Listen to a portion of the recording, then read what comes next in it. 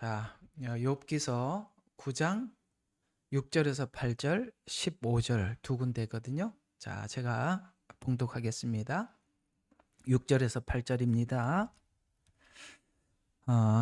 그가 땅을 그 자리에서 흔드시니 그 기둥들이 흔들거리며 그가 해에게 명하시니 해가 떠오르지 아니하고 별들을 봉사하시는도다. 그가 홀로 하늘을 펴시며 바다의 파도 위를 밟으시는도다. 자, 그다음에 이제 9절은 이게 별에 대한 이야기요, 우주에 관한 이야기니까 지나가고요. 그다음 15절입니다.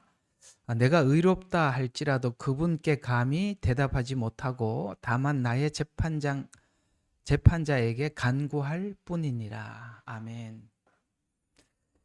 여러분들과 함께 이렇게 욥기를 나누면서 좀 이런 생각을 좀 해봤어요. 야, 내가 좀 청년 때 이 시가서를 좀 이렇게 설명을 해줬던 사람들이 있었더라면 이게 좀 많은 시간들이 단축되지 않았을까. 이렇게 청년 때 이렇게 제가 우리 청년부 방에다가 좀 올렸었어요. 우리 청년들 청년 때 욥기 좀 많이 들으러 와라. 시편도 그렇고. 왜냐하면 청년 때는 좀 생각이 많아야 됩니다. 아무 생각 없이 청년 때를 보내는 것처럼 값어치 없이 청년을 보내서는 안 되지요. 그런 측면에서 아마 이 욥기가 우리 청년들이 고민하는 고민도 여기 담겨 있을 것이고, 또 우리 신앙생활을 하나님 앞에 이게 바른 신앙생활을 추구하는 우리 성도들에게 주는 답도 여기 좀 많이 있으리라고 생각을 합니다. 아까 말씀드린 것처럼 젊었을 때 누가 이거 해줬더라면 나한테도 참 많이 좋았을 텐데 싶은 생각이 드는 거 보니까 제가 여러분들한테 해주게 돼서 참 감사하구나라는 생각도 들긴 합니다. 자, 오늘은 왜 두 군데를 읽었냐면 오늘 제목을 한번 딱 설정을 해놓고 갈게요. 욥이 지금 어디까지 왔냐면 많은 고민 끝에 뭔가를 이제 하나 탁 찾아내거든요. 9장에서. 이게 뭐냐면은 창조와 중재자입니다. 이제 중재자에 관한 이야기는 2시간에 걸쳐서 말씀을 많이 드렸으니까 오늘은 이 창조 쪽에서 한번 보려고 하는 것입니다. 그래서 오늘 제목을 이렇게 한번 잡아봤어요. 이게 욥이 이제 고민을 하다가 이런 생각을 하는 거예요. 야, 이렇다면 이게 뭔가 하나님께는 무슨 방법이 있을 거야. 이제 이렇게 가는 거예요. 지금 이런 거죠. 이제 한번 쭉 설명을 하면 이제 지난주에 이제 욥이 뭔가 이제 심정의 변화가 일어났다고 말씀을 드렸습니다. 이제는 율법이라는 이 틀을 가지고 하나님 앞에 나서 봐야 아무 답이 없다는 걸 알게 되고 이제 뭔가 이제 고민을 하기 시작하는 겁니다. 이제 어떤 고민이냐면 한번 생각해 봐요. 자, 우리가 하나님을 생각을 할 때 우리가 이제 욥이 고민을 하고 넘어온 것들을 우리가 다 넘어온 거거든요. 이제 넘어오기도 하고 넘어오는 과정에 있는 분들도 계실 텐데, 자, 이런 걸 한번 제가 제안을 해볼 테니까 여러분들도 이제 공감이 되면 속으로 크게 아멘을 해주시면 좋겠습니다만, 이런 거죠. 우리가 율법이라는 틀 안에서 하나님을 바라보면 이게 답이 없어요. 어떤 답이 없냐면은 성경을 보면은 이런 말이 나와요. 우리가 하나님께서 주신 율법을 예를 들어서 뭐 한 5대 5로 지게 한 100개의 율법을 줬다고 합시다.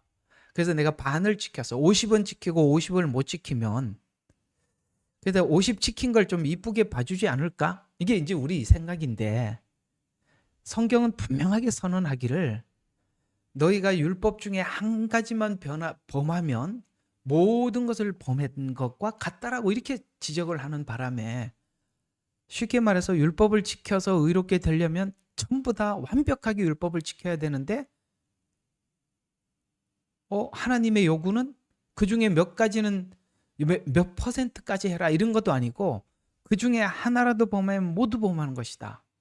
이렇게 말씀을 하니까 우리한테는 답이 없잖아요. 그렇다면 하나님 율법을 주셨다는 것은 우리가 죄인된 우리가 하나님 앞에 율법을 가지고 판단하기 시작하면 우리는 딱 판결이 이제 욥이 딱 그걸 깨닫는 거예요. 야, 사망이라는 판결 위에는 아무것도 없다. 저번 주에 얘기했죠? 내가 하나님 앞에 뭔가 의롭게 한 것을 가지고 하나님 앞에 나간다 하더라도 그 자체가 죄가 될 것이다. 꺼내놓을 게 아무것도 없다. 이제 여기까지 와서 어떤 고민을 하기 시작하느냐 하면은 이런 고민을 하는 거예요. 자, 야, 창조를 생각하는 게 오늘 이게 창조가 이야기거든요. 오늘 그 본문 읽었던 거 한번 잠깐 봐봐요. 5절부터 있는데 좀 길어서 내가 5절은 뺐는데 이런 이야기입니다. 그가 산을 옮기면서도 그것들을 모르며 그의 진노로 그것들을 무너뜨리는도다. 그러니까 산을 옮겼는데 우리가 모른다는 말은 하나님의 역사하시는 방법을 우리가 알 길이 없다는 거예요. 이해가 가요? 하나님은 이게 산을 이렇게 옮기고 있는데 이게 뭐 우리가 산을 옮긴다는 게 너무 신기하잖아요. 우리가 기도하면 하나님이 산을 던져서 바다에 던지우르라고, 그게 하긴 뭐 그렇다고 그러니까 그렇게 믿기는 하지만 그게 어떤 방법으로 하시나 하는 우리는 알 수가 없는 거예요. 우리가 생각할 때는 산을 그냥 던져가고 이렇게 들어가고 던져버리 이렇게 상상을 하겠지만 그걸 어떻게 던지냐는 우리가 알 수 없는 거잖아요. 그렇죠? 아이고 참 신기하다 이 말입니다. 하나님의 역사하시는 일하는 방법을 우리가 알아낼 길이 없다. 이제 이게 5절이고 6절에 보면은 땅을 그 자리에서 흔든다, 기둥을 흔든다. 이 말은 하나님이 창조 질서를 흔들 수도 있는 분이다. 왜? 주관하는 분이니까 흔들 수도 있다는 거예요. 우리는 고정된 하나님의 역사에 대해서 우리는 믿음이 있어요. 어떤 믿음이냐면 이제 내일 아침이면 해가 뜰 겁니다. 그죠? 내일도 해가 안 뜬다고 생각하는 사람 아무도 없죠, 여기. 우리는 내일 아침에 해가 뜰 줄로 알고 자는 겁니다. 이게 하나님이, 우리는 뻔한 창조 질서, 봄, 여름, 가을, 겨울이 있고 이게 하나님이 바꿀 수도 있다는 거 우리는 상상할 수 없는 거죠. 왜냐하면 우리는 그게 고정된 하나님의 틀이니까. 이걸 하나님이 할 수 있을까? 라는 생각. 이제 욥이 이제 뭔가 이 하나님께는 우리가 알 수 없는 어떤 방법이 있을 거야 라고 이제 뭔가를 찾아내기 시작하는 거예요. 그 다음에 7절은 해에게 명하시니 해가 떠오르고, 네, 별들이 봉사. 이거 뭐 하나님이 처음 해, 달, 별을 창조했던 창조를 이야기하잖아요. 그러니까 지금 이런 이야기예요. 욥이 지금 뭘 생각하느냐면, 하나님이 창조하시고 창조에 가장 으뜸이 되는 인간을 창조하시고 마지막 날에 창조하시고 우리를 보고 그랬어요. 하나님이 심히 기뻐했어요. 근데 이게 뭔가 안 맞는 거야. 어떤 게 안 맞는 거냐면 하나님께서 이렇게 우리 인간을 위대하게 창조하고 하나님이 그렇게 기뻐했던 인간이 선악과 따먹은 것 때문에 그냥 심판하고 지옥 보내고 끝낸다? 이거 뭔가 안 맞는다. 맞아요, 안 맞아요? 안 맞잖아. 그리고 우리 심판해갖고 지옥 보내려고 우리를 창조했나? 이런 고민에 빠져버린 거예요, 지금. 여러분은 하나님에 대해서 깊이 생각을 하실 때, 오늘 방금 제가 여러분들에게 욥이 고민을 했던 이 이야기를 했는데 이런 고민을 해본 적이 있으세요? 손 들어봐요. 나는 이런 고민을 한 적이 있다. 이 욥기가 필요하구나. 우리가 이렇게 막연하게 예수를 믿고 있다는 거예요. 아무 생각이 없는 거예요. 율법을 주셔서 사망 선고를 내리기 위해서 율법을 주셨다? 그러면 하나님이 인간을 창조하고 심히 기뻐했던 거는 뭐지? 하나님의 원래 성품하고 맞지 않잖냐? 이렇게 됐잖아요. 맞죠? 이게 하나님의 성품하고 안 맞잖아요. 예를 들어서 우리가 자식을 낳았어요. 부모에게는 자식이 자기 생명보다 더 소중해요. 근데 자식들이 뭔가 잘못했어요. 이놈의 새끼 하고 두들겨 패고 내쫓으려고 자식을 낳은 거는 아니잖아요. 지금 욥이 여기 와 있는 거예요. 야, 이거 뭔가 율법 때문에 내게 사망이라는 것이 내 앞에 와 있는 건 사실인데, 그렇다면 사망 넘어 뭐가 있지 않을까? 왜? 하나님이 선하신 분인데 그 선하신 분이 율법을 주셨다면 그냥 사망 선고를 내리기 위해서 주신 게 아니라 그 다음 뭔가가 준비되어 있을까? 왜? 아까 5절 한번 다시 봐요. 뭐라고요? 그가 산을 옮기셔도 우리가 그것들을 모르며, 이렇게 했어요. 그러니까 하나님께서는 뭔가 숨은 어떤 우리를 향한 비밀스러운, 이렇게 표현해, 작전이 있을 거야, 계획이 있을 거야 라고 접근을 해 들어가는 거죠. 이게 뭐냐면 이제 서서히 철이 들어가는 겁니다. 신앙의 철이. 하나님께서 나에게 책망을 하셨을 때는, 나에게 뭔가를 지적을 했을 때는 이 화가 나서 지적하고 돌아서는 게 아니라 네가 지금 이 정도로 망가졌다, 문제가 있다 라는 것을 지적을 했을 때는 지적하는 거로 끝내는 게 아니라 이제 어디로 가느냐면, 자, 6절에서 뭔가를 생각하기 시작하지요. 땅을 그 자리에서 흔들기도 하고 기둥을 흔들고 해에게 명하시니 해가 떠오르고 달들이 봉사하고 홀로 하늘을 펴시고, 이게 창세기 창조잖아요. 하늘을 펴시고 바다의 파도 위를 밟는도다. 이 엄청난 창조의 능력이 이제 어디로 딱 접목이 되냐면, 우리 인간의 내면의 아름다운 거룩을 창조하는 능력이, 이해가 가요? 하나님께서 우주 만물을 창조했던 이 능력이 우리 안에 거듭난 새 사람, 우리로 말하면 이 거룩함을 창조할 능력이 우리에게는 없는데, 하나님이 그 창조의 능력으로 우리의 속사람을 새롭게 하지 않을까? 이제 딱 창조가 어디로 우리 창세기 창조가 그저 우주 만물을, 자연을 창조하는 것으로 보이는 게 아니라 그 안에 우리 내면에 무질서한 우리를 창조하는 하나님의 위대한 창조가 내 안에 이걸 하려고 시작한 것 같다라고, 뭔가 이제 욥이 그래서 손을 댔구나 하고 이제 뭔가를 딱 잡았습니다. 야, 멋지죠? 이거 진짜 멋있는 이야기예요. 자, 그러면 그래서 우리가 성경의 배열을 보면 창세기가 가장 앞에 있어요. 이게 이제 우리는 자연계시라 이렇게 표현을 하거든요. 우리는 사실은 이제 힘들고 어려우면 여행을 떠나서 자연에 들어가서 멍 때리고 오면 힐링이 되고 와요. 그죠? 멍 때리고 오면 힐링이 돼요. 왜 이 자연을 보면서 힐링이 될까? 우리는 자연 앞에 묘한 뭔가를 느껴요. 어떤 걸 느끼냐면, 이상하게 이 자연 속에 들어와서 있으면 안정감이 느껴져요.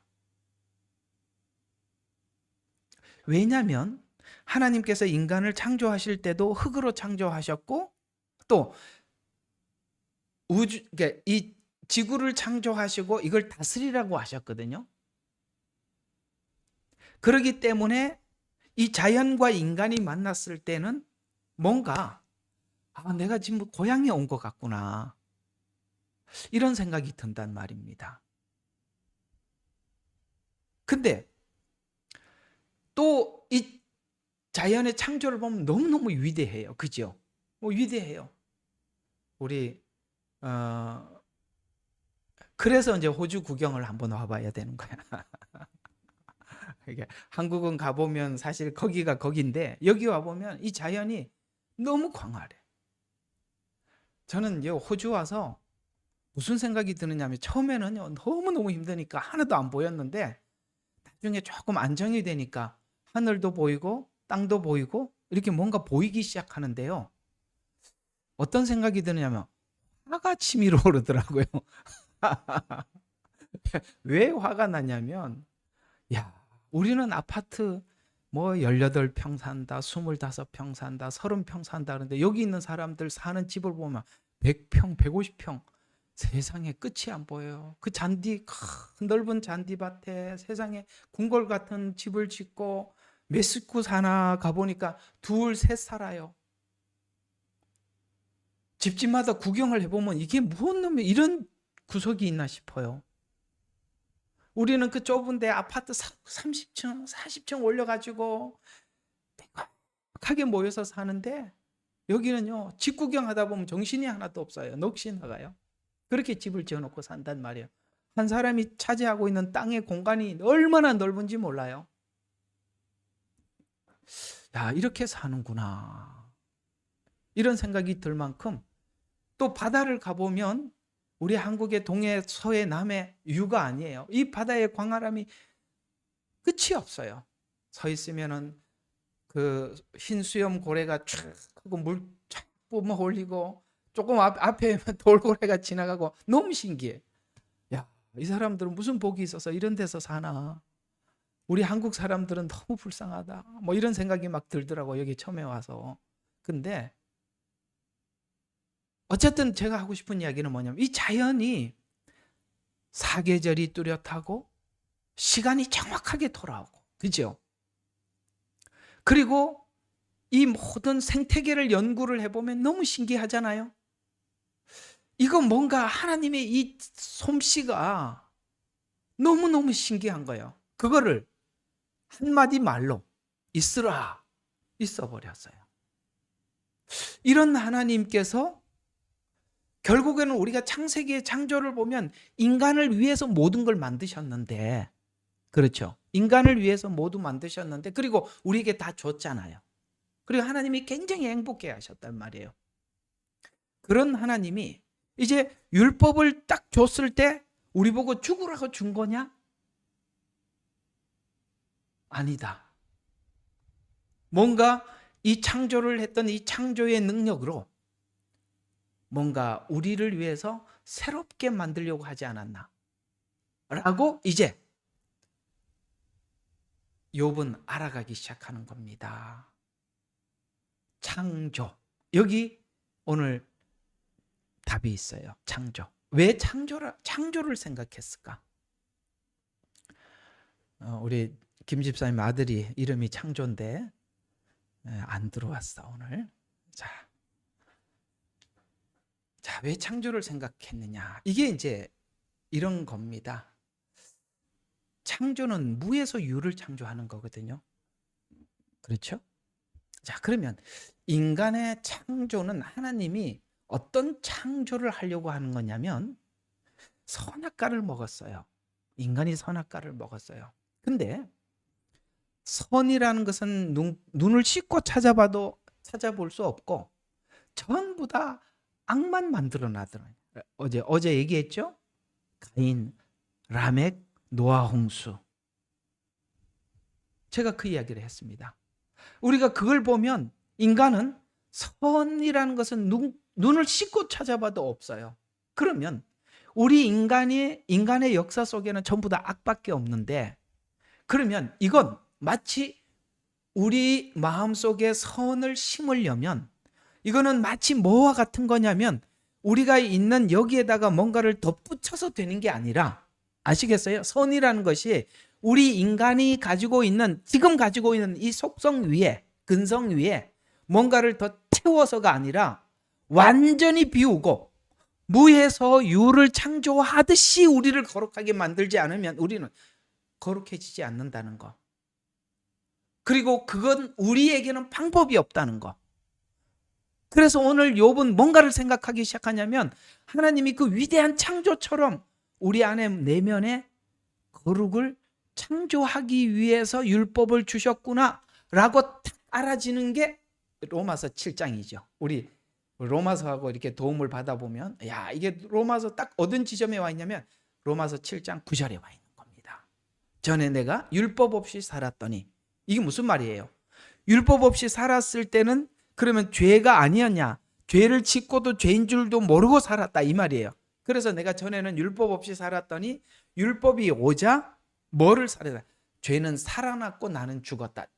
이 지점에 온 거예요. 아, 그렇구나. 율법을 주신 이유가 뭐라고요?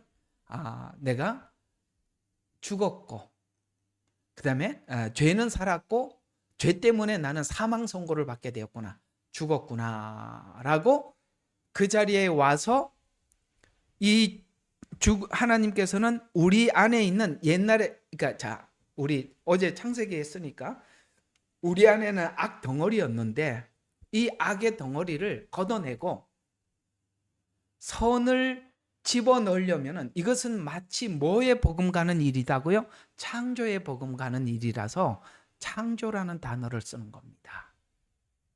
그걸 우리가 찾아가려면 우리 여기 이제 욥기 하면 꼭 설교 단상에 올라오는 메시지들 한번 딱 보면 그 중요한 메시지가 몇 가지가 있어요. 우리 모두 다 욥기 하면은 욥기에서는 이 구절만큼은 모두들 외우고 있을 겁니다.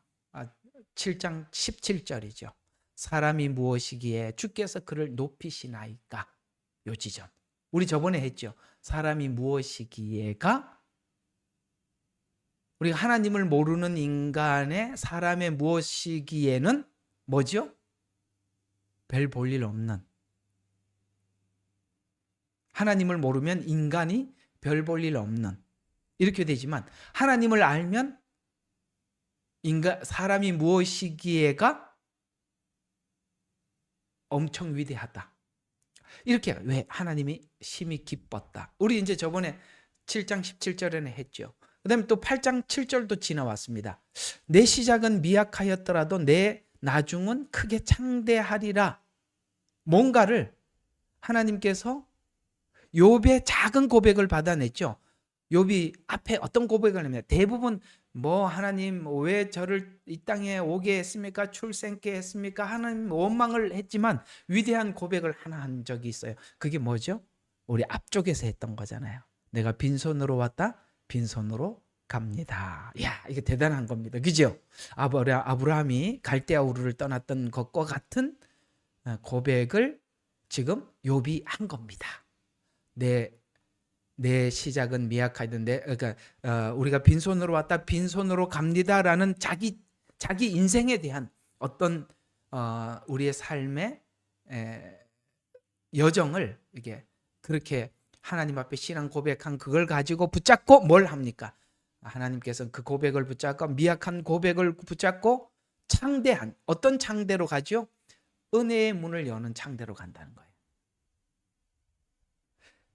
그래서 창대하리라 해서 인간이 하나님이 신뢰하는 작은 고백에 창대한 은혜로 새롭게 할 미래를 향해서 이제 욥은 기대하게 됩니다. 그리고 이제 이걸 붙잡고 쭉 가다가 이제 중간쯤 가서 우리가 또 이렇게 외우고 있는 중요한 성경 구절이 26장 10절에 나오는데요. 그는 내가 택한 길을 알고 계시니 나를 지금 연단하시면 정금같이 나오리라. 연단은 뭐가 연단을 받아야 되죠? 이제 오늘 얘기한 거에서 한번 정리해 봐요. 뭐를 연단 받아야 되죠? 그렇습니다. 내가 죄인이라는 거, 악하다는 거. 그걸 시인하고 우리가 그걸 꺼내놓는 게 사실은 연단을 받는 거예요. 여러분 있잖아요. 연단이 다른 게 아니에요. 연단이 여러분들이 나는 이제 하나님이 나를 연단하는 거 끝났는 것 같아 라고 느꼈을 때가 언제냐면 우리 마음속에 가지고 있던 어떤 하나님이 내려놓으라는 걸 내려놨을 때 여러분이 가장 마음이 편했을 거예요. 이 말이 통해야 돼. 지금 나 혼자만 떠들어서는 안 된다고요. 내가 지금 하나님이 내려놓으라는 걸 안 내려놨을 때 내가 연단을 받는 거예요. 근데 내려놨을 때 연단이 끝나는 거예요. 그게 연단이에요. 여러분들을 막 일부러 하나님이 막 흔들어서 그게 연단이 아니라 내려놓으라고 하는데 난 안 내려놓을게요 하는 게 연단이라고. 근데 내려놓으면 끝이야. 그러면 그걸 하나님이 가지고 가고 정금같이 나오리라. 하나님이 주신 걸 받게 된다는 거예요. 정금. 그게 뭐예요? 선, 의. 이해가 가요? 연단을 받을 때는 우리 속에 있는 악을 내려놓으라는 것이고, 정금은 뭐냐? 하나님의 의를 담는 거예요.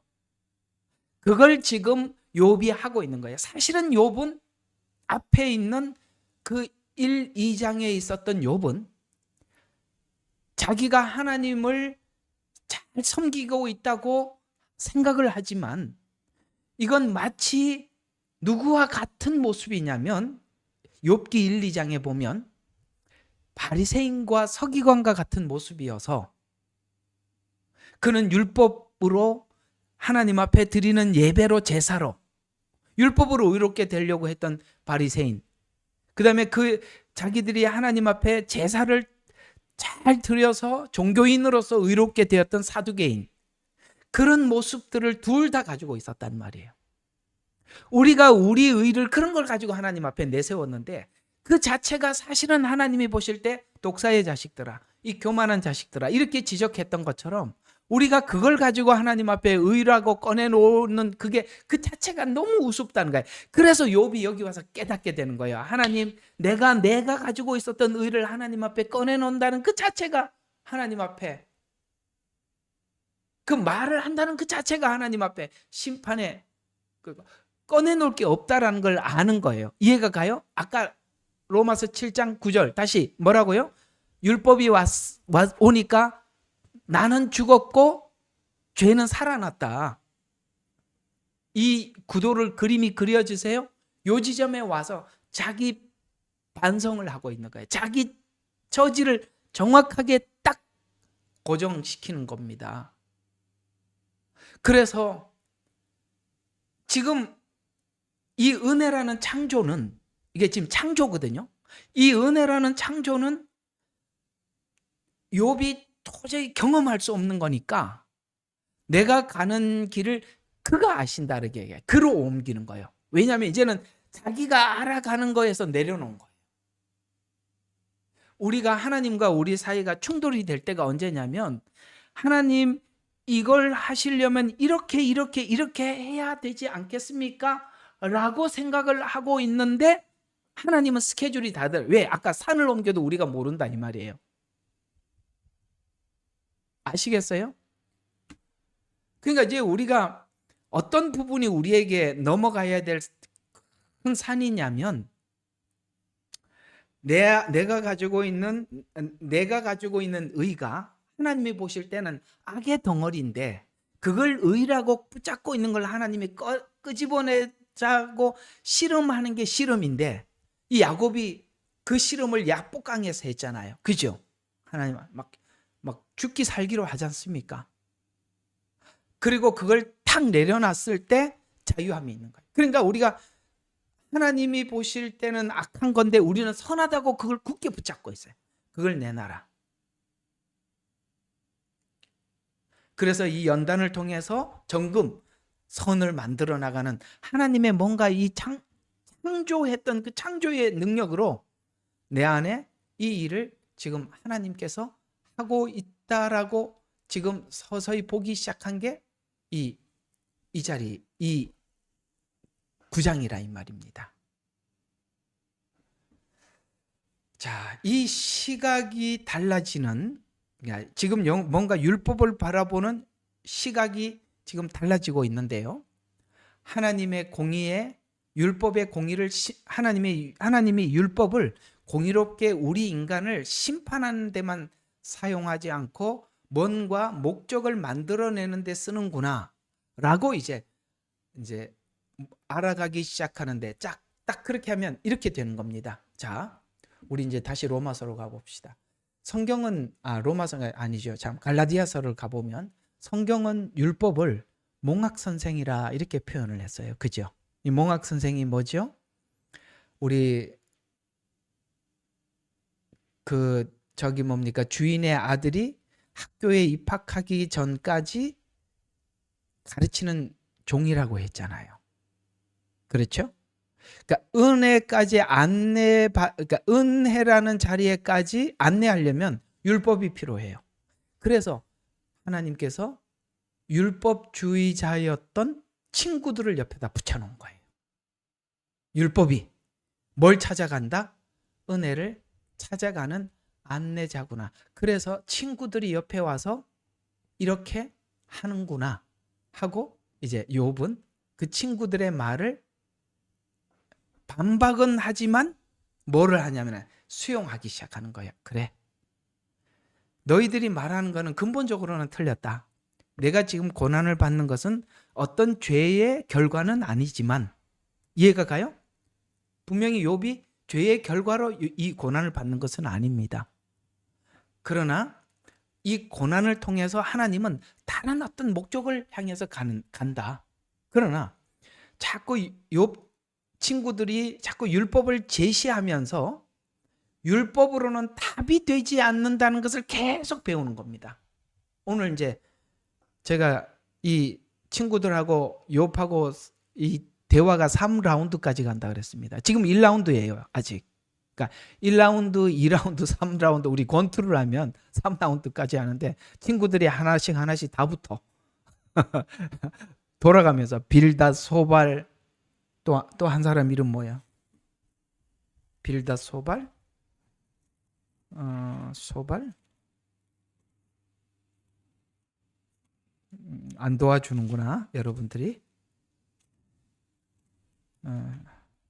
예. 엘리바스. 예? 엘리바스. 예, 엘리후는 나중에 등장하는 사람이니까. 예. 이 세 사람이 이제 돌아가면서 1대1로 붙고 나중에 이제 다음 주는 독백이거든요. 독백이 굉장히 중요해요. 왜 독백이 중요하냐면 이 대화를 하고 친구들하고 이렇게 주거니 받거니가 아니라 이 친구의 말을 정리하는 거예요. 독백은. 여러분들이 지금 설교를 듣지만 독백을 해야 돼요. 설교를 붙잡고 생각을 하고 기도를 해야 돼요. 독백 없는, 그래서 이게 이제 10장이 이제 중요한 장으로 다음 주에 이제 좀 하도록 하겠습니다.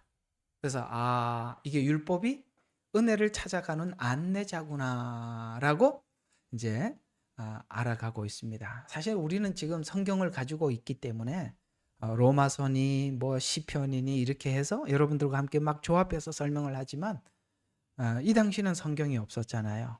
이게 하나님께서 욥에게 스스로 고민을 해서 우리가 마치 로마서를 배우듯이 하나하나 지금 열어주고 있는 중입니다.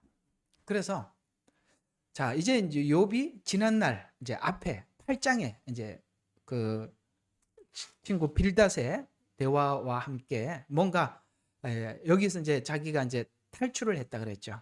이성과 신학, 여기서 이제 탈출을 하고 이제 율법이라는 것이 이제는 하나님이 우리를 심판용으로 쓰는 게 아니라 드디어 뭘 발견하기 시작하면 이게 나 자신을 보는 거울로 주셨구나 라고 이제 거울이라고 인식하기 시작하는 겁니다.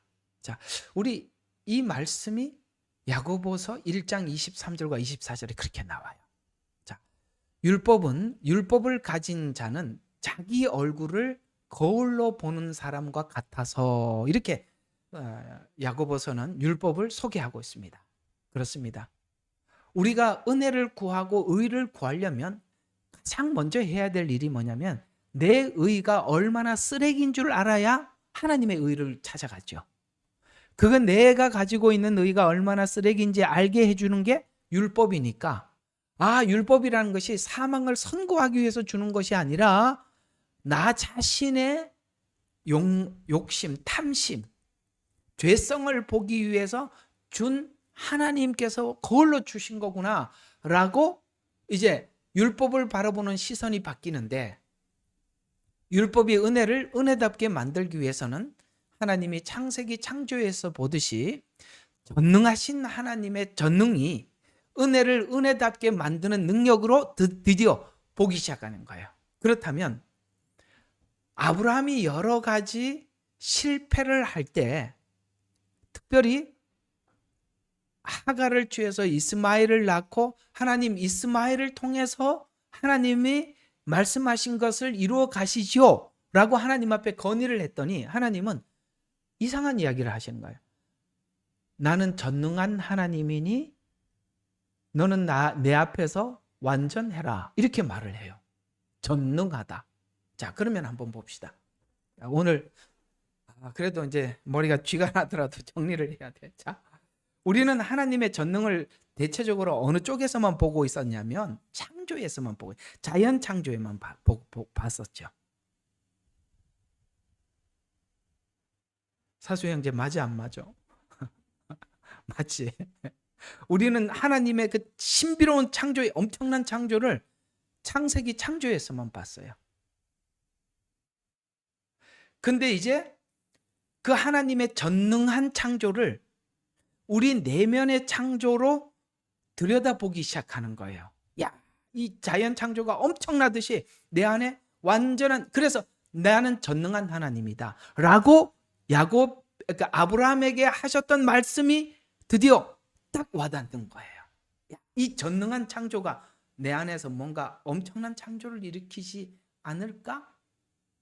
그래서 우리 아까 읽었던 4절부터 10절이 그런 이야기를 해요. 산을 옮기고 뒤엎고 땅을 흔들며 기둥을 떨게 하고 해를 명해서 별을 인치시고 하늘을 펴고 바다 물결을 밟고 큰 별자리, 이게 막 하나님이 지금 별을 주관하고 있다는 거예요. 우주를 주관한다는 얘기거든요. 별자리를 지으시고 그러면서 하나님은 전능하다라고 이야기를 하면서 하나님의 의를 인간에게 전달할 수 있는 분이라고 가닥을 잡아가는데, 인간의 의를 세워가는데 인간이 창조를 이해할 수 없듯이, 맞죠? 우리가 창조를 어떻게 이해하겠어요? 지금도 인간이 창조를 이해하지 못해서 진화되었느니 뭐 무에서 유가 갑자기 무슨 뭐죠? 진화되었느니 뭐 무생물이 유생물이 됐는데 이렇게 말을 하고 앉아 있는데, 과학이 이렇게 발전을 해도 그걸 모르는데, 그죠? 과학자들이 지금도 모르죠. 제가 이게 우리 이어령 교수님이라고 이제 소천하셨죠. 그분이 크리스찬이 돼서 돌아가셨습니다. 그분이 이제 그런 고백을 합디다. 자기가 예수를 믿고 난데, 그분이 굉장히 지성인이 우리나라, 그죠? 이제 마지막 돌아가시기 전에도 사람들 앞에 마지막 인사를 하고 안녕하고 인사하고 돌아가셨습니다. 아주 대단하신 분이세요. 근데 그분이 이제 그 간증 속에 이런 간증을 남겼었어요. 어떤 간증을 남겼냐면, 자기가 예수님을 믿고 난 이후에 친구들로부터 엄청나게 비난과 무시를 당했답니다. 너 같은 지성인이 어떻게 예수를 믿냐고. 네가 하나님 봤냐라고 묻더래요. 그래서 참 재치가 있더라고요. 그래, 나는 하나님은 보지는 못했지만 마귀는 봤다 그랬대요. 그랬더니 마귀가 어디냐니까 지금 내 앞에 있다 그랬대요. 되게 재치, 친구인데 역공한 거잖아, 그죠? 나는 하나님은 보지는 못했지만 마귀는 봤다. 어디서 봤냐니까 마귀를 봤다니까 다들 놀라면서 묻더래요. 그래서 어디 있냐 하니까 내 앞에 있다 이렇게 그렇게 얘기했다고 합디다. 아주 그렇습니다. 우리는 오늘 여기 있는 여러분을 이야기하는 건데, 우리는 부정할 수가 없어요. 하나님의 존재에 대해서. 그리고 그 창조의 신비에 대해서도 부정할 수 없어요. 그러나 이 바깥에 만들었던 이 창조가 우리 안으로 들어오는 거예요. 이게 바로 은사예요. 은사는 우리는 너무나도 신비로워요. 기도를 하는데 귀신이 떠나가고 병자가 낫습니다. 그걸 어떻게 설명하겠어요? 이와 같이 하나님은 그런 신비로운 방식으로 우리 내면을 만들어 가시는데, 사실은 그렇게 귀신을 쫓아내는 기도보다 더 신비로운 것은 우리 안에 들어와서 우리의 무질서한 우리를 새롭게 만들어내는 것이 너무나도 신비로운 거예요. 여기 마태복음 7장인가 가보면 마지막 날에 주여 주여 하는 자, 그 주여 주여 하는 자들이 무슨 일을 했죠? 주의 이름으로 귀신을 쫓아내고 주의 이름으로 능력을 행했습니다. 그런데 예수님이 뭐라고 말씀하시죠? 내게서 떠나가라. 나는 너희를 도무지 알지 못한다. 이렇게 말씀하셨습니다. 그들은 하나님의, 쉽게 말해서 이런 이야기가 똑같은 거예요.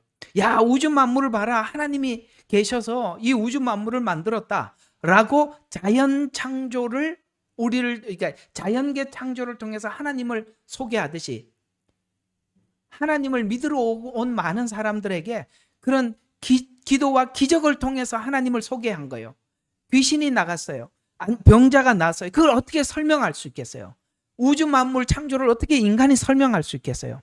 그러나 그거는 하나님이 살아계신다는 걸 보여주는 것에 불과하지, 하나님이 예수 그리스도가 우리 마음속에 들어온 자들에게는 우리 내면의 거룩을 창조해 나가시는 것이 하나님의 구원의 목적이라는 거예요. 그건 바깥에서 보여주신 하나님이지 내 안에 들어온 건 아니기 때문에 우리가 바깥의 사역을 얼마든지 할 수 있다는 거예요. 그러나 바깥의 사역을 한 그 사역이 그리스도가 내 안에 들어오게 하느냐는 다르다 이 말입니다. 이해가 가요? 우주 만물을 보여주듯이 기적을 통해서 하나님을 보여줄 수는 있어도 그 자체가 내가 구주를 영접한 건 아니에요. 그리고 그렇게 하나님을 보여주는 일을 하는 부르심을 받은 사역자들이 있을 수 있어요. 그러나 그들이 하나님을 안 믿고도 그렇게 할 수 있다는 거예요. 진짜 예수 믿는 증거는 내 병이 치료된 것도 아니요, 내가 귀신이 떠나간 것도 아니요, 주님이 내 안에 들어온 것입니다.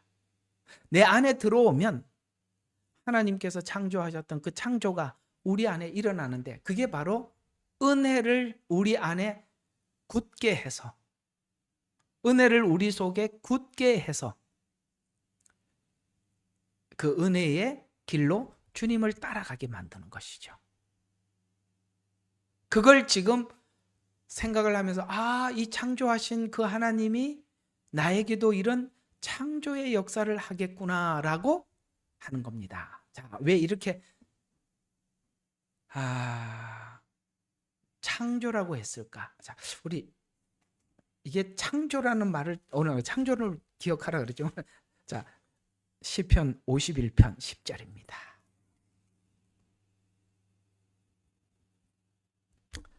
51편 10절.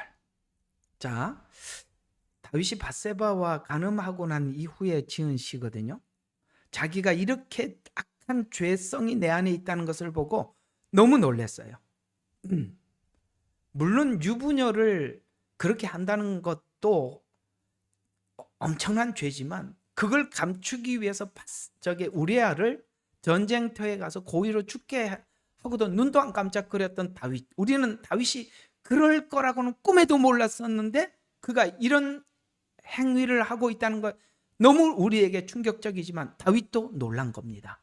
야, 내가 예수를 믿고 골리앗을 쳐 죽이고 블레셋을 쳐 죽이고 이 바깥으로 나타나는 능력은 있었지만 내 안에 이런 죄성이 있다는 걸 이해가 가요? 아까 귀신을 쫓아내고 기적을 행하는 것, 쉽게 말해서 다윗이 블레셋과 싸우고 승리하고 바깥에서는 승리했지만 내 안에 드디어 죄성이 있다는 것을 발견하기 시작하고 깜짝 놀라고 뭘 고백하느냐? 51장 10절에 보면 하나님이여 내 안에 깨끗한 마음을 변화시켜 주시고 라고 표현하지 않고 창조해 달라고 합니다. 여러분, 하나님 앞에 우리가 조금 적극적으로 성경대로 기도한다면 하나님 저를 변화시켜 주세요, 이런 기도보다는 우리가 근본적으로 하나님 내 안에 선한 것이 하나도 없습니다. 그러니 내 안에 새로운 것을 창조해 주십시오. 이 창조라고 기도하라고, 오늘 이 다윗이 창조라는 단어를 써서 기도했다는 사실을 기억하면 우리 안에 선한 것이 하나도 없다. 그렇다면 우리는 선이 무 상태란 말이에요. 창조 때 무에서 유를 창조했던 것처럼 무 상태에서 선은 창조를 해야 될 만큼 완전히 뒤집어져야 된다. 우리 예수 믿고 뒤집어졌다 그러는데 대충들 보면은 대충 뒤집어져서, 그죠? 대충 뒤집어져서 문제가 많아요. 우리가 이런 생각을 한번 해봐요. 우리는 원래 꾸정물이에요. 꾸정물 아시죠? 옛날에는 그 돼지를 먹이는 사람들이 그 꾸정물 통을 이렇게 거기다 이제 음식 찌꺼기를 가져가면 수거해서 가지고 또 빈 통을 갖다 놓고 합니다. 꾸정물은 우리는 원래 꾸정물이에요. 근데 우리는 나름 회개하고 비웠다고 생각을 하는데 진짜 중요한 건더기는 밑에 다 깔아앉아 있거든요. 꾸정물 봤죠? 진짜는 다 깔아앉아 있고 대충 이거 뭐 있어도 그만 없어도 그만인 것 정도만 하나님 앞에 해결했어요. 그리고 하나님 저를 변화시켜 주세요. 새 영을 부어 주세요. 하나님 은혜를 주세요. 그러니까 꾸정물에다가 아무리 은혜를 담아봐야 은혜가 꾸정물하고 같이 섞이는 바람에 우리가 꺼내놓은 게 이상해. 그죠? 하나님은 분명히 그래서 주님이 이렇게 말씀하신 거예요. 새 포도주는 새 부대에 담아야 된다는 거예요. 우리는 부대는 바꾸려고 하지 않고 포도주만 집어넣으래. 그러니 이 포도주가 넣으면 터지고 넣으면 터지는 거예요. 그죠? 발효돼서 터지고 하는 거예요. 우리가 준비해야 될 거는 뭐냐? 새 부대를 준비를 해야 돼요. 하나님은 포도주를 부을 준비가 되어 있다고요. 그러니 우리에게는 새 부대를 준비하는 것이 하나님이 우리 안에 새 영을 만드는데 우리가 반응해 드리는 거예요. 그걸 하나님 앞에 반응해 드리는 이 작은 신앙 고백을 내 처음은 미약하였으나 하나님이 그 고백을 붙잡고 창대하게 만들어 갈 겁니다. 그 창대는 은혜가 담기는 것이 창대해지는 것입니다.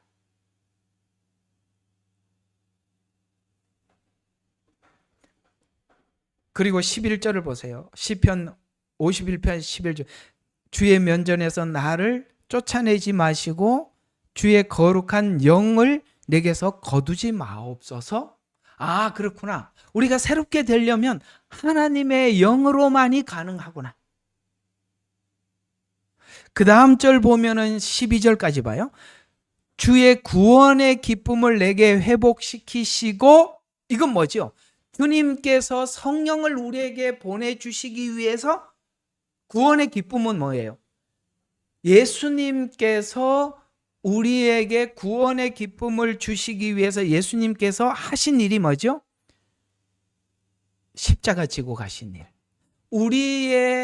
우리가 하나님을 향해서 감동하는 부분이 뭐예요? 나를 위해서 예수님께서 말없이 십자가를 지고 가셨던 그 길. 그것이 우리에게 가장 큰 감동이죠. 그 감동과 함께 성령님께서 우리 안에 들어와 계시죠. 우리는 이 두 가지가 우리를 새롭게 만들 수 있는 재료랍니다. 예수 그리스도께서 나를 사랑하시면서 십자가를 지셨던 은혜, 성령님께서 우리에게 탄식하며 우리를 위해서 기도하는 것, 이 두 가지가 우리 마음의 악을 쫓아내고 거룩을 만드는 재료래요. 그래서 오늘 다윗이 깨닫는 겁니다. 하나님, 나는 깨끗한 게 하나도 없으니까 무상태입니다. 그러니 나에게 창조해 주십시오. 그 창조는 내 안에 하나님의 영이 들어오셔야 하고 구원의 기쁨이 하나님 예수 그리스도께서 내게 베푸신 그 은혜가 내 안에 있어야만이 나는 이렇게 새롭게 될 수 있습니다. 오늘 여기 시편 51편에 다윗이 느꼈던 그 지점과 오늘 지금 욥이 느끼고 있는 감정이 동일한 것과 같이 오늘 우리에게 제시하는 이야기가 뭐냐? 예레미야 눈물 성도 너희들아. 우리가 그리스도 예수 안에서 새롭게 되려면 이런 과정을 통해서 되어가는 것이란다라고 하나님은 지금 우리에게 하나님 앞에 거룩을 향해서 가는 길이 이런 과정이고 이런 고민이 있다고 말해주는 것입니다. 저번 주에 말씀드렸죠. 우리는 예수님을 믿고 난 이후에 내가 하나님 앞에 수많은 시간을 기도하며 고민하며 하나님 앞에 구하였던 것이 무엇인지 각자가 잘 모르는데 욥기는 그게 뭐였었는지를 설명해 주는 거라고.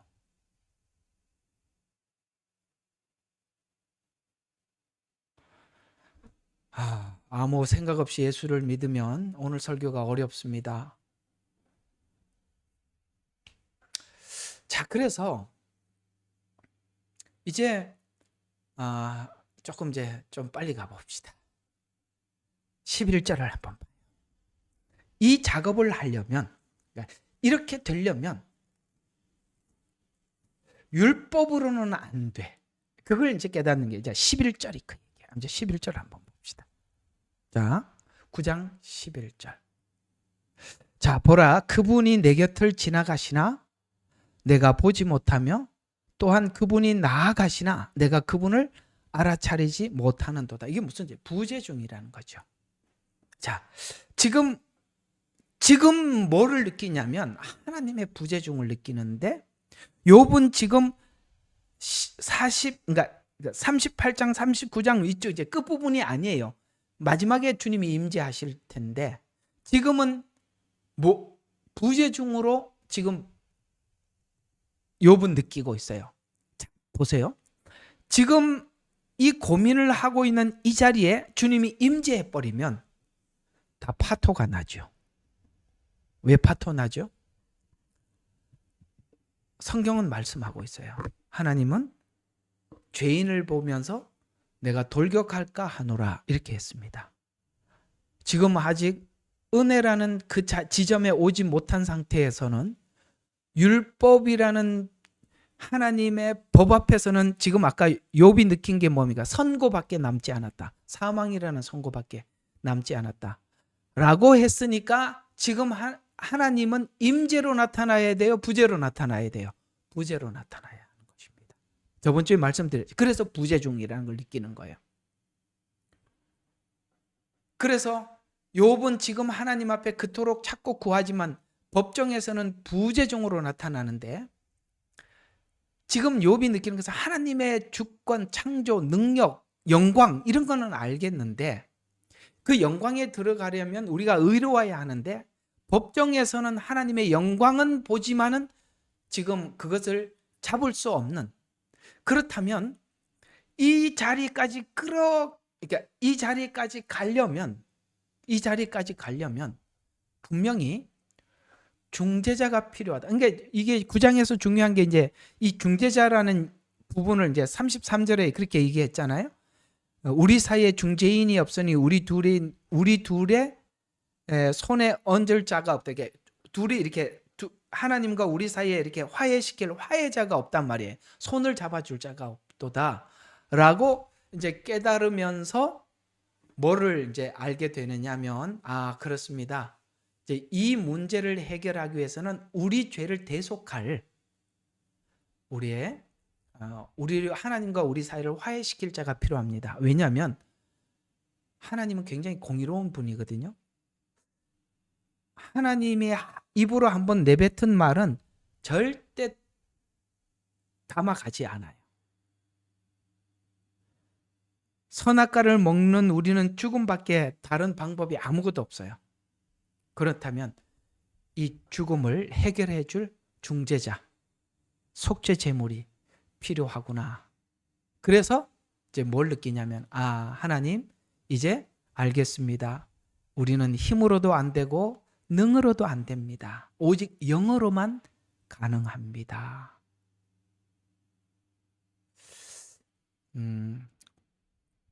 여러분들 중에는 하나님 자녀답게 또 하나님이 요구하시는 그 거룩과 성화를 위해서 몸부림치고 많이들 여러분 살아왔을 겁니다. 그걸 여러분의 의지적으로 애도 많이 써왔을 것입니다. 그게 되게 크게, 그러니까 그 몸부림이 크면 클수록 우리가 이런 게 있어요. 우리 가실 자매도 저기 캄보디아 갔다 왔잖아요. 우리 선교사님들을 보면 그런 선교사들이 많아요. 선교지 왜 왔어? 물어보면 아무리 자기를 하나님 앞에 이렇게 성화시켜서 하나님 앞에 거룩한 자로 이렇게 만들려고 아무리 애를 써도 안 되니 여기 와서라도 한번 해보려고 왔다는 거야. 이런 친구들이 많더라고. 그런 선교사들이 있었어요. 성경은 말하잖아요. 힘으로도 안 되고 능으로. 여러분 선교지가도 안 되는 게 성화예요. 집안에서 어떻게 하겠어요? 힘으로 능으로 되는 게 아니라 오늘 욥이 이야기한 것처럼 하나님의 은혜, 예수 그리스도께서 우리에게 베푸신 은혜, 성령님의 인도하심, 이것 외에는 우리를 거룩하게 만들 방법이 없다.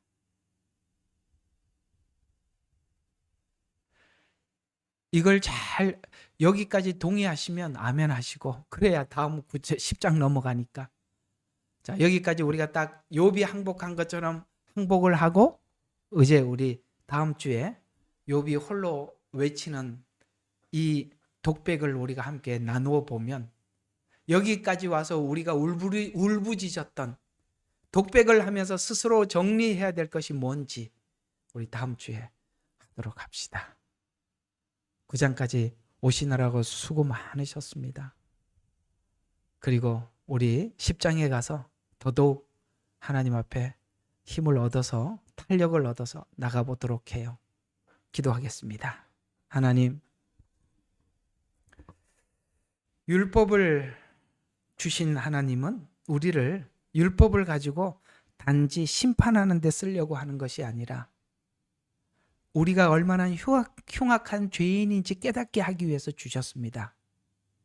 하나님, 그것만 하려고 율법을 주신 것으로 끝내는 것이 아니라 그 다음이 준비되어 있다라고 희미하게 오늘 욥은 알아가기 시작합니다. 지난날 하나님 앞에 제사 행위로도 율법을 철저하게 지키는 것으로도 자기를 거룩하게 할 수 없었던 욥은 자기 안에 아버지 하나님 실패를 시인하는 자리 앞에 서서 다시 한번 하나님의 그 자비하심 아래 내가 율법을 얻었음을 그 친구들의 음성을 통해서 다시 한번 율법을 정리하게 되었습니다. 율법은 우리에게 사망 선고를 내리기 위해서 준 것이 아니라 아버지 하나님, 우리가 거룩하게 되려면 우선 우리가 얼마나 흉악한 죄 가운데 사는지 인지해야 하나님의 은혜가 그 다음 작업을 할 수 있기에 아버지 하나님, 우리의 지난날 우리가 가지고 있는 죄성을 내려놓는 연단을 이제 받아들이기로 하고 욥은 그 문제를 놓고 또 실험하기로 결정을 하고 10장으로 나갑니다. 하나님, 우리가 차츰차츰 우리 안에 이 문제들을 욥이 걸어갔던 것과 같이 우리가 하나하나 죄를 꺼내고 하나님의 거룩을 담아가는 우리 귀한 성도들이 되도록 아버지 하나님, 이 말씀 위에 기름 부어주시고 함께 공감할 수 있도록 은혜 내려 주옵소서. 예수 그리스도의 이름으로 기도드렸습니다. 아멘.